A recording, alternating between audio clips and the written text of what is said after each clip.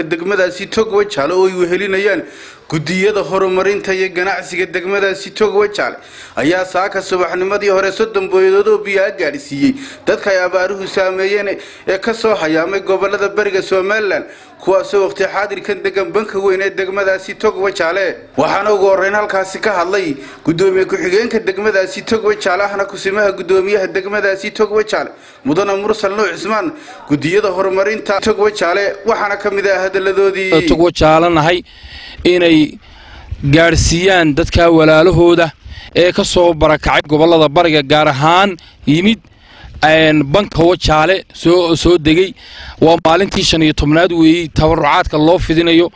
aad iyo aad baan ugu mahad celinaynaa hadaan maamulkii degmada Jaale nahay iminka waxaad ka warqabtaan in 30 booyadood ma garanaysaa ay iska kaashadeen ganacsatada iyo ma garanaysaa culimada degmada ilaahay khayr ha siiyo tay gudida horumarintu intuba xilkas weyn bay iska saareen siday dadka walaalahooda ay u caawin lahaayeen waxaynu ka warqabnaa madaxweynaha qaranka Jamhuuriyadda Soomaaliland mudane Axmed Maxamed Maxamuud Siiraanyo inuu marayo gobolada bariga sidoo ugu koorgalo xaaladaha jira iyo abaaraha adag isagoo dadkana ku dhiiri galiyay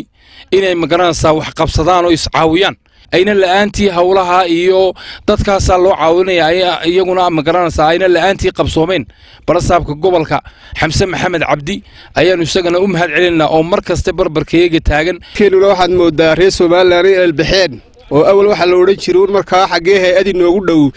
iyo wadamadii deeqda bixinaya xagee ku maqan yihiin oo kuwaas u gacmaha la hoos dhigan jiray laakiin waxa weeyaan dawlad iyo shacab madax iyo mijo inaga isku tashanay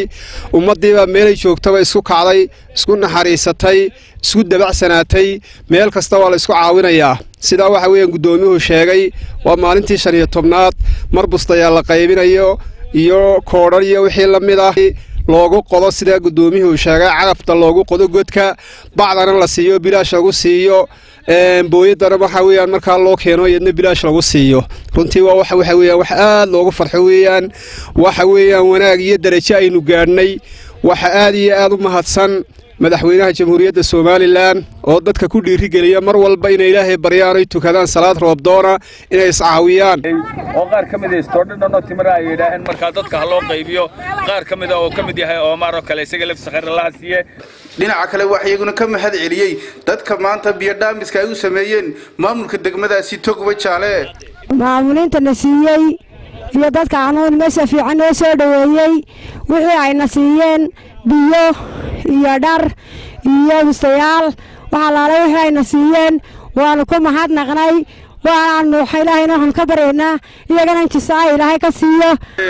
maamulka Jaale Ilaahay baa mahad leh si wanaagsan bay noo soo dhaweeyeen biyihiina way noo shubeen bicihiina way noo qodeen marka alxamdulillah Qadar Cabdi Cabdilaahi warbaahinta madaxa banaan degmada Togwa Jaale